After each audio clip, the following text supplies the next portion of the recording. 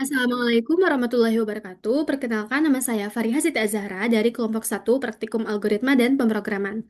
Pada kesempatan kali ini, saya akan mengerjakan bonus soal nomor satu, yaitu soalnya menentukan apakah titik yang kita inputkan itu tuh berada di luar lingkaran, di dalam lingkaran, ataupun tepat di lingkarannya atau bersinggungan.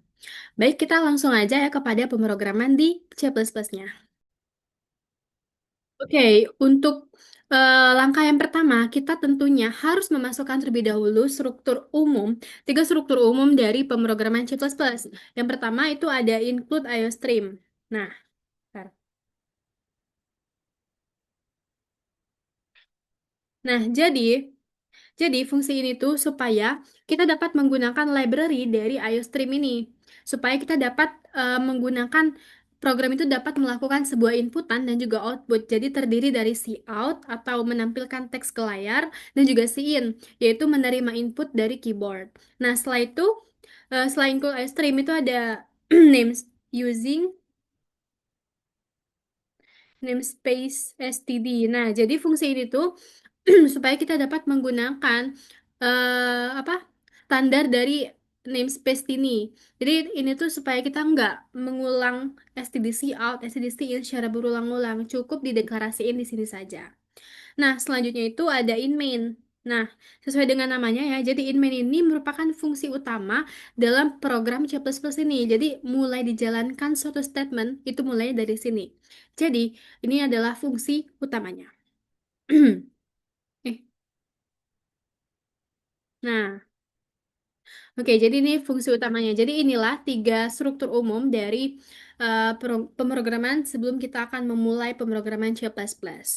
Oke, jadi untuk soalnya itu kan menentukan titik yang kita inputkan itu tuh berada di luar lingkaran, di dalam ataupun tepat di lingkaran ya.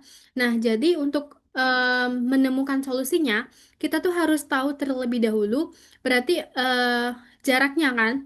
Karena kan untuk mencari Bentar, karena kan untuk mencari titik lingkaran itu kan kita harus menentukan terlebih dahulu dia tuh jarak dari titik ke pusat lingkarannya itu berapa kan.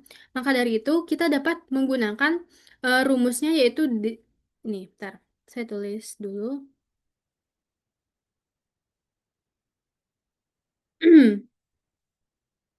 Berarti kita dapat menggunakan rumus D sama dengan X min A. Nah, ini X min A-nya kuadrat. Tapi di sini kita tidak arti dari kuadrat itu kan berarti kali dua kali ya. Berarti X min A kemudian eh dikali X min A. Lalu ini ditambah dengan Y eh Y dikurang A Y dikurang B. Lalu kuadrat juga kan. Lalu dikali Y dikurangi dengan B. Nah, jadi ini X min A kuadrat lalu ditambah dengan Y min B kuadrat. Bentar. Nah, jadi untuk logika dalam pemrograman itu, lingkaran itu kan semua titik yang jaraknya itu sama dengan jari-jari dari pusat lingkarannya. Jadi, untuk menentukan jaraknya itu, ya berarti itu tuh sama dengan jari-jari dari pusat. Oleh karena itu, nanti setelah kita mendapatkan jari-jari, itu kita bandingkan dengan jarak ini. Nah, jika jaraknya itu lebih kecil dari jari-jarinya, maka dia itu berada di dalam lingkaran. Kalau jaraknya itu lebih besar dari jari-jari, maka dia berada di luar lingkaran. Nah, tapi jika jarak dan jari-jarinya itu bernilai sama, atau kadang nol nih misalnya, nah berarti dia tuh tepat di lingkaran itu. Jadi, logikanya itu kita harus mencari terlebih dahulu jarak dari lingkaran jarak lingkaran ini lalu kita akan membandingkan dengan jari-jarinya dengan persamaan jari-jari lingkaran. Nah, oke, ini untuk sedikit langkah perkoding atau penjelasannya. Jadi program tersebut itu digunakan untuk menentukan posisi suatu titik terhadap sebuah lingkaran. Titik itu dapat berada di dalam lingkaran, pada lingkaran atau di luar. Jadi ini menggunakan bentuk umum dari persamaan lingkaran ya, bentuk umumnya seperti ini nih. Langkah kerja program itu dimulai dengan meminta pengguna untuk memasukkan koordinat titik yang dimasukkan gitu. Misal kita simpan di variabel X dan Y. Nah, lalu pengguna itu diminta untuk memasukkan nilai A, B, dan C. Nanti kan ini ya, nanti kita menghitung jari-jarinya itu berdasarkan rumusnya nih. Ini rumus dari pusat lingkarannya. Jadi untuk menentukan pusat lingkaran itu kita untuk mendapatkan jari-jari itu kan kita harus tahu dulu ya pusat dari lingkaran itu. Nah, jadi untuk rumusnya itu adalah minus A dibagi 2 dan minus B dibagi 2. Ini untuk yang A, kemudian ini untuk yang B. Nanti dapat hasilnya itu kita simpan di variabel apa gitu. Nah, lalu nilai tersebut itu diperlukan karena dari persamaan umum lingkaran kita harus terlebih dahulu mencari pusat lingkaran dan jari-jarinya. Kemudian nah ini untuk pusat lingkaran tadi ya, sama. Berarti minus A per 2 dan untuk B-nya itu minus B per 2. Nanti akan kita masukkan ini tuh di persamaan jari-jari lingkaran. Jadi kita harus mencari terlebih dahulu pusat lingkaran itu. Nah, nilai A dan B kecil inilah yang akan menjadi koordinat pusat lingkarannya, yang nantinya akan kita masukkan ke rumus persamaan jari-jari lingkaran, yang kemudian akan dibandingkanlah dengan hasil jarak tersebut. Nih, oke, setelah pusat lingkaran diketahui, program itu kemudian menghitung kuadrat jari-jarinya. Jadi, ya kita harus setelah kita mendapatkan pusat lingkaran ini, program itu langsung menghitung kuadrat atau persamaan dari jari-jari lingkaran itu menggunakan rumus ini ya. Nah, nilai R kuadrat itu digunakan agar program tidak perlu lagi menghitung akar kuadrat, sehingga perhitungannya itu jauh lebih sederhana. Jadi kita yang simple aja. Oke, selanjutnya program menghitung jarak kuadrat antara titik yang diinput dengan pusat lingkaran. Nah, jadi kita menghitungkan jarak kuadrat antara titik yang diinput itu dengan pusat lingkarannya dengan rumus seperti ini. Nilai D itu menunjukkan seberapa jauh titik tersebut dari pusat lingkaran. Jadi akan dibandingkanlah dengan si jari-jarinya. Langkah terakhir itu membandingkan ya. Kemudian jika D sama dengan R kuadrat, berarti dia berada tepat pada lingkaran, sehingga dikatakan bersinggungan. Jika D itu lebih kecil dari R kuadrat, maka dia akan berada di dalam lingkaran. Ya, karena jaraknya tadi itu lebih kecil dari jari-jari, berarti dia akan berada di dalam. Karena kan pada suatu lingkaran, itu tuh akan ditentukan setiap jaraknya, itu tuh dari titik tersebut ke titik pusat lingkaran. Jadi misalnya dia kurang dari jari-jarinya ya berarti dia di dalam lingkaran itulah. Tapi kalau jaraknya itu lebih besar dari jari-jari ya berarti dia di luar lingkaran. Karena kan jari-jari jarak lingkaran ke pusat lingkaran itu kan sama ya dengan jari-jari. Tapi kalau jaraknya itu melebihi dari jari-jari maka dia akan di luar lingkaran berada. Oke, nah diketahui persamaan lingkaran. Nah ini aku ada contoh soal sedikit. Nah ini nanti kita input lah ya nanti. Kita jalanin program dulu. Oke, nah kita kan udah em, mengenal logika dan gimana sih program itu tuh berjalan, apa yang kita butuhin gitu. Jadi mungkin untuk langkah yang pertama tentunya kita harus mendeklarasikan variabel-variabel apa saja yang akan kita gunakan dalam pemrograman untuk mencari titik pusat ini, titik lingkaran ini. Nah, ini kan untuk rumusnya tadi ya. Nah, tapi untuk yang pertama itu tuh kita harus mendeklarasikan variabel-variabel yang akan kita gunakan. Oke, yang pertama itu untuk input lingkaran. Nah, untuk input lingkaran itu kita bebas ya menggunakan apa aja, tapi basicnya itu adalah X dan Y kan. Jadi untuk variabel inputan titik X dan titik Y berarti kita gunain X, Y. Oh ya, tipenya itu integer ya. Karena ini titik kan di bilangan bulat ya, kita titik lingkaran itu kita definisiin dengan bilangan bulat aja. Jadi supaya lebih mudah nanti. Maka menggunakan integer tipe datanya. Lalu setelah kita memasukkan titik-titik lingkarannya, kan kita mau menghitung jaraknya. Jaraknya itu dibandingkan dengan jari-jari. Nih, berarti untuk kita dapetin jari-jari ini kan kita harus ngitung dulu ya. eh Nilai A dan juga B ini. Kita harus input kan, maksudnya berarti ya sudah kita masukin A, B juga. Lalu C juga ya, nanti kita input juga C-nya soalnya. Nah, oke, setelah itu variabel-variabel ini nantinya akan disimpan di sini ya, kita inputkannya. Lalu ada yang namanya itu jari-jarinya kan, jari-jarinya yang hasil dari A kuadrat plus B kuadrat dikurang dibagi 4 min C ini. Jadi untuk jari-jari kan bisa aja koma gitu kan. Jadi mungkin kita kasih tipe datanya itu adalah float. Nah, lalu em, kita memasukkan dulu ya. Oh ya, sebelum kita dapat jari-jarinya kan kita harus ngitung dulu kan ini pusat lingkarannya. Ini udah berarti A, koma B, koma jari-jarinya. Jari-jari kan R kuadrat, tapi kita pakai R2 gini aja. Lalu untuk, oh ya, untuk jaraknya ya, D-nya berarti kita masukkan juga. Oke. Nah, setelah itu kan ini udah dideklarasiin semua ya variabel-variabelnya. Mungkin ini sudah cukup untuk deklarasi variabelnya itu. Mungkin kita akan masuk ke langkah selanjutnya. Jadi, program itu akan mencetak ke layar untuk memerintahkan kita memasukkan nilai dari masing-masing variabel ini. Ada memasukkan nilai X dan Y, yaitu sebagai titik yang akan kita inputkan. Lalu A, B, dan juga C. Karena ini semua perhitungannya. Untuk A itu kan perhitungannya didapat dari inputan A dibagi dua dan gitu juga dengan B. Oke, jadi di sini program tuh cuma minta kita masukin nilai A, B, X, Y, A, B, C. Udah gitu aja berarti out karena kan akan meminta suatu eh, menampilkan output ke layar gitu kan. Oke, jadi di sini masukkan titik misalnya nih. Masukkan titik X.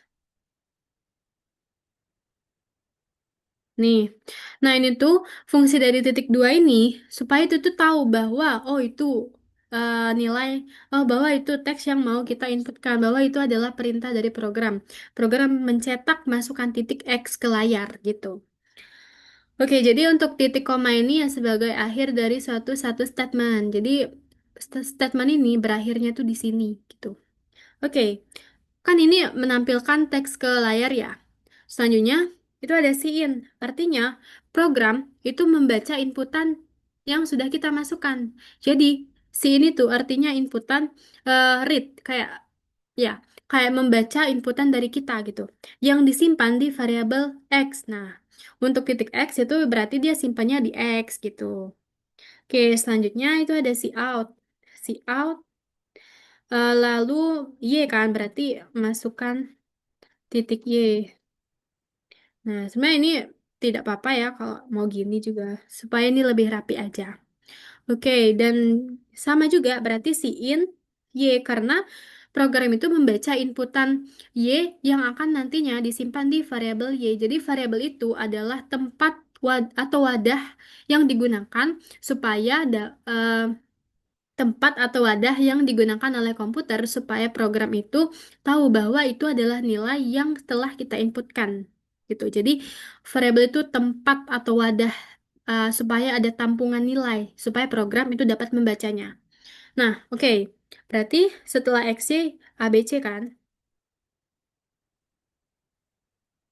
masukkan kalau A itu kan berarti nilai ya bukan titik. Berarti ini juga si in A gitu. Lalu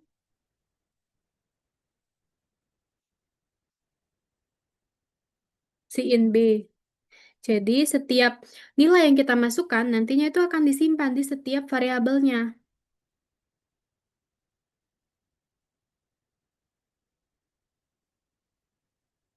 Nah, jadi misal kita masukkan X berarti dia dia nyimpennya di variabel X ini dan seterusnya. Nah, nah misal nih kita coba running ya untuk hasilnya itu gimana?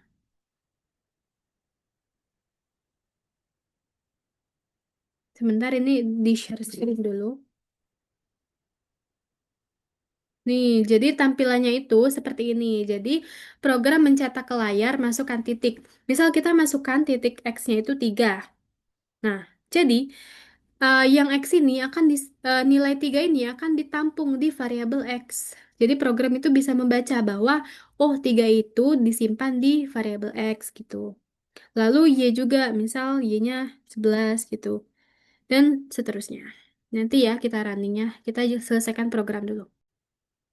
Oke, jadi setelah program itu menampilkan semua teks dan juga kita mau menginputkannya, kita akan melakukan proses kan. Setelah kita input dari semua nilai itu, nilainya itu akan diproses kan. Nah, jadi untuk melakukan suatu proses itu tidak menggunakan cout dan juga in karena bukan menampilkan dan juga memberi nilai gitu, tapi dia melakukan suatu proses yang nantinya itu akan dijadikan hasil untuk disimpan di tempatnya gitu.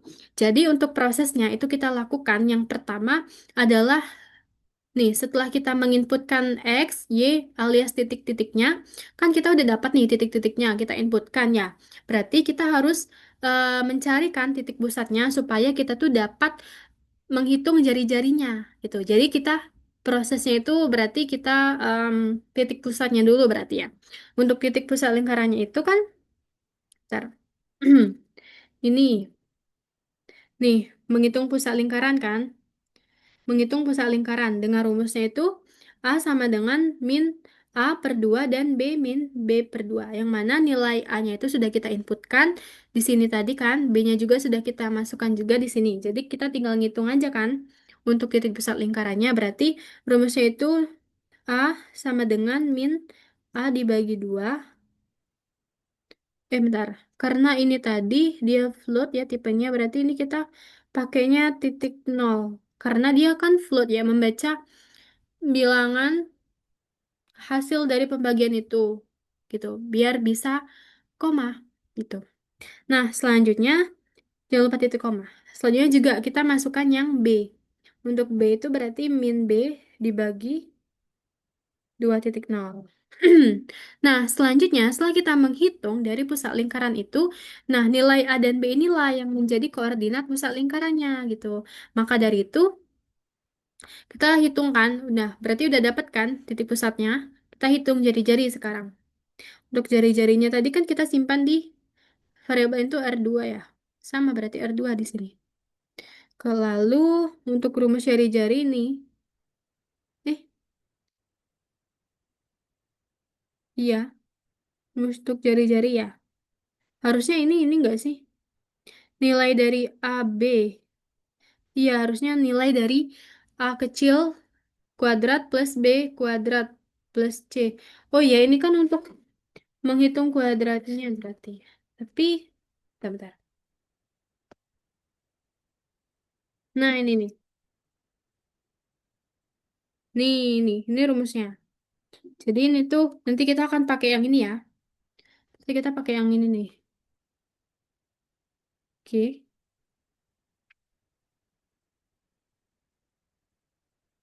oke. Benar-benar. Oke, berarti untuk rumusnya tadi kan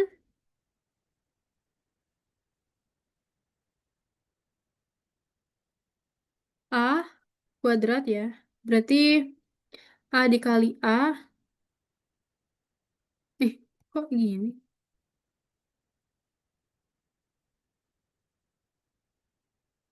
A dikali A.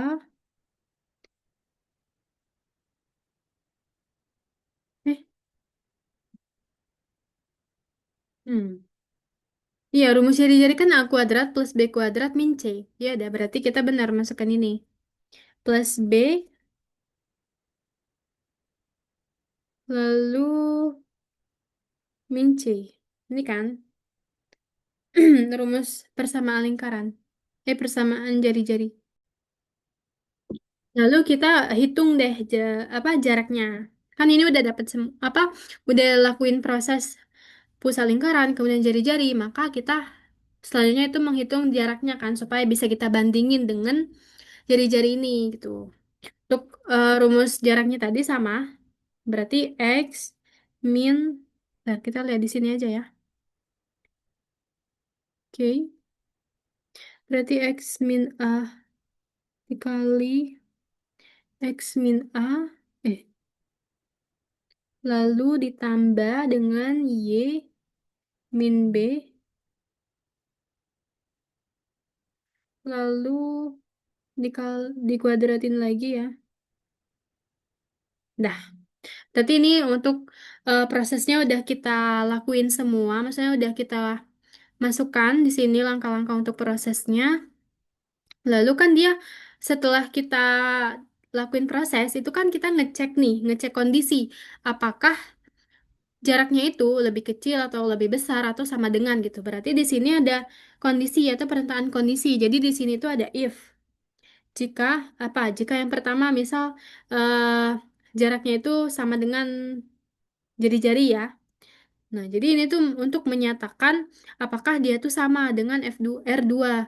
Tapi kalau gini aja, apakah dia tuh eh, nggak melakukan penugasan gitu. Jadi kita menggunakan dua kali untuk sama dengannya. Oke, setelah itu di sini masuk berarti untuk statementnya jika benar, misal nih, diameternya, jika jaraknya itu sama dengan jari-jari, ya berarti program akan cetak titiknya itu berada pada lingkaran atau dia bersinggungan gitu. Jadi ini mencetak ya. Nih, cara bacanya itu jika jaraknya itu sama dengan jari-jari, nah jika benar berarti dia cetak ini gitu. Ini jangan lupa untuk titik koma. Eh, eh. Nah, tapi kalau salah gimana? Kalau salah ya berarti dia ada else if kan? Kenapa ini bukan else saja? Ya karena nanti ada satu lagi statement yang akan kita cek kondisinya. Jadi untuk else yang terakhir itu emang untuk yang pernyataan atau statement yang terakhir juga. Jadi untuk di else if kita berarti ada berarti statement yang kedua atau pernyataan kondisi yang kedua. Else if apa? Berarti D misal lebih kecil ya. Jika jaraknya itu lebih kecil dari jari-jari, kalau benar, berarti program cetak. Kalau lebih kecil, berarti titiknya itu berada dalam lingkaran. Nah, oke. Tapi kalau salah lagi gimana? Ya udah, berarti else. Nah, artinya statementnya itu kita udah sampai di akhir. Jadi program kan yang pertama itu ngecek apakah dia sama dengan jari-jarinya. Kalau enggak, ya berarti else if. Tapi kalau enggak lagi, ya udah berarti ini di statement yang terakhir itulah jawabannya gitu. Oke, berarti program cetak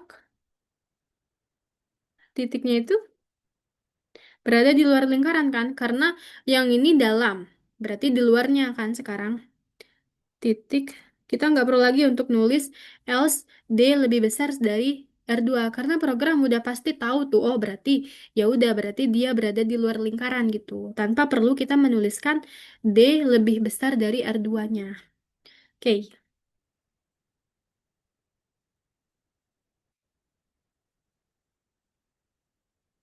Nah, setelah kita memasukkan semua ini, bentar, ini kan untuk penutup ini ya berarti. Nih, oke, bener nggak ya? Oke, kayaknya ini udah deh. Coba kita running ya. Bentar, ini harus di-share screen dulu. Jadi, tunggu. Nah, oke. Oh ya, coba kita pakai soal yang tadi ya untuk outputnya itu. Bentar, ini share screen dulu.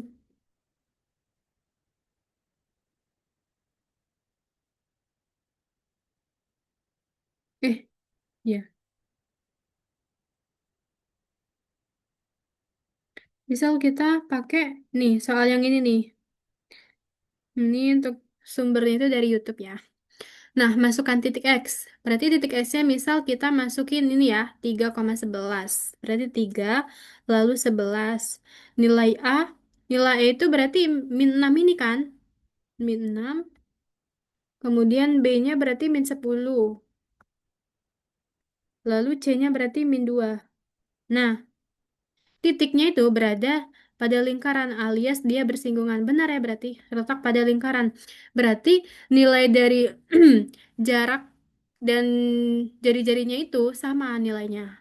Alias 0, dengan 0. Coba misal kita input yang lain ya.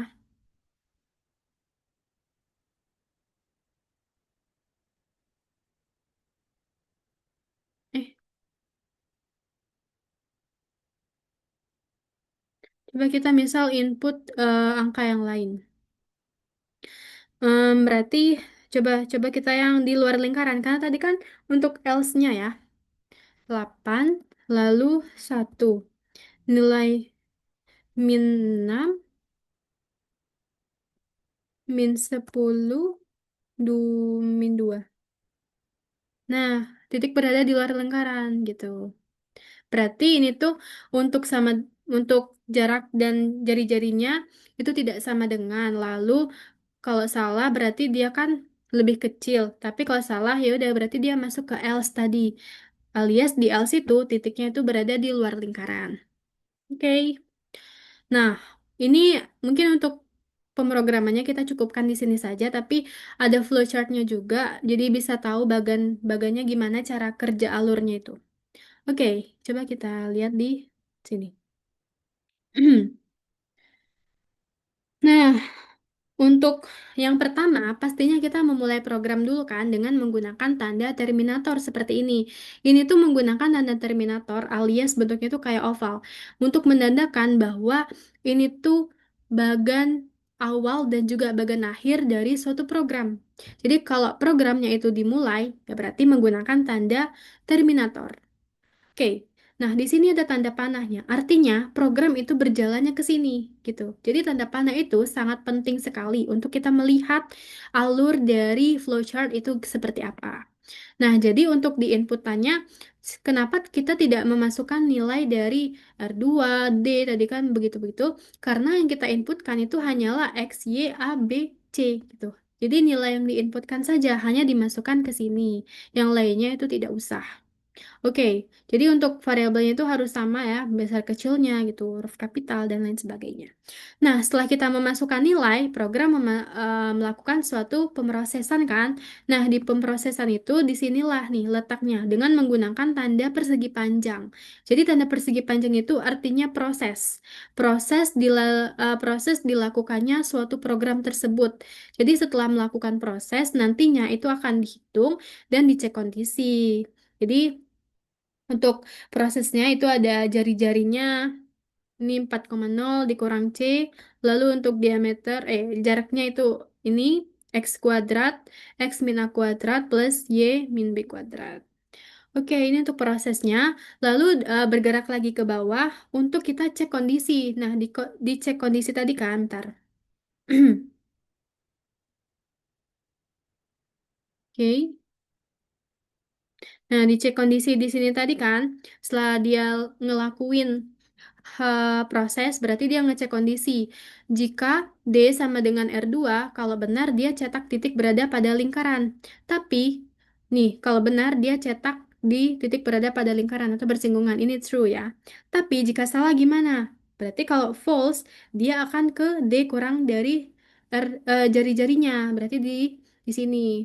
Lalu kalau ininya benar, maka program akan cetak titik berada pada di dalam lingkaran ini. Tapi kalau ininya salah, ya udah berarti dia akan mencetak, berarti dia titiknya berada di luar lingkaran dan program akan selesai. Jadi setelah, bentar, ini kurang, bentar, bentar.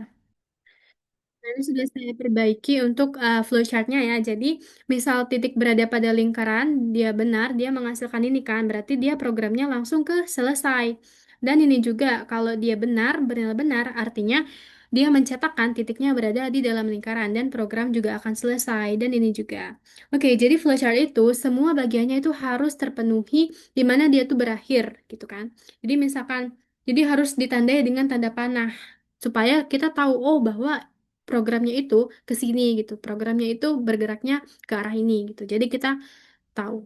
Oke, ini juga sudah selesai untuk hasil atau output runningnya dan programnya juga sudah selesai. Oke, mungkin itu saja yang dapat saya sampaikan. Apabila ada kesalahan dalam perbuatan ataupun kata yang sudah saya tuturkan, saya minta maaf. Saya ucapkan terima kasih. Wassalamualaikum warahmatullahi wabarakatuh.